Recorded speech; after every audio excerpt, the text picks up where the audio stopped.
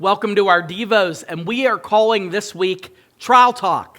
This is where we're talking about the various types of trials. We talked about having breakthroughs and how we look at trials, and this week we're going to explore just specifically what we ought to do when these trials come into our lives. It's not a matter of if, like, oh, I hope I don't get a trial this week. You're going to get a trial at some point, but it's a matter of when. And today, when we look at those trials that catch us off guard, like you're going through a season, things are going really well. You're thriving in your faith. Maybe you're serving. Maybe you're having regular time with God. Maybe you're connecting with other Christians. Maybe you are in a financial season of blessing. Here's what's going to happen. The trial is going to come and you're not going to be expecting it. And it's going to kind of knock you off guard. So when that happens, for surprise trials, trust is the key.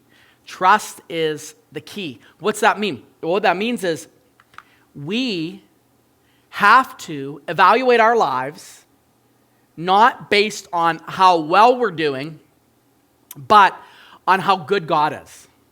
Let me say that again. We have to evaluate what's going on in our lives, not based on how well we're doing, but how good God is. And if God is always good, which He is, that means that even when things aren't going good, we can still trust Him. That means that when we are caught off guard by, as Peter says, these various trials, when they catch us off guard, what that means is we are able to, instead of focusing on trying to make it better in order to have faith, that our faith is in God and not in things getting better. This is what the writer of Proverbs says it means when it comes to this trust. When he says in Proverbs chapter 3, verse 5 through 6, I think every Christian should have this memorized. Trust in the Lord with all your heart and do not lean on your own understanding. In all your ways acknowledge Him and He will direct your paths. A lot of times trials last longer than they should because we simply are trying to work on our own understanding. Well, I did this shouldn't happen. I did this, I don't understand why. I was really good with my health. I was really good about my relationships with my children. I was really good. And this is, I don't understand this. Well, you don't necessarily get to understand all of it. When you are caught off guard, it's an opportunity for you to say, this situation's bad, but God is so good. And nothing is happening in your life that you can't trust with the Father. Nothing. There's nothing. Your trust of Him is what makes your faith real. I used illustrations like this before, but it's worth repeating. My children are at that age, and Pastor Ron said to savor this, and Pastor Mike said the same, that they trust me implicitly.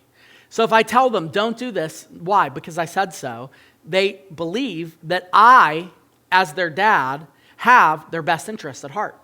So if I tell them, do this, and I'm not saying they do everything that I say, but I'm saying that there's an implicit trust that they believe that I mean the best for them. Because I do. I mean the best for them.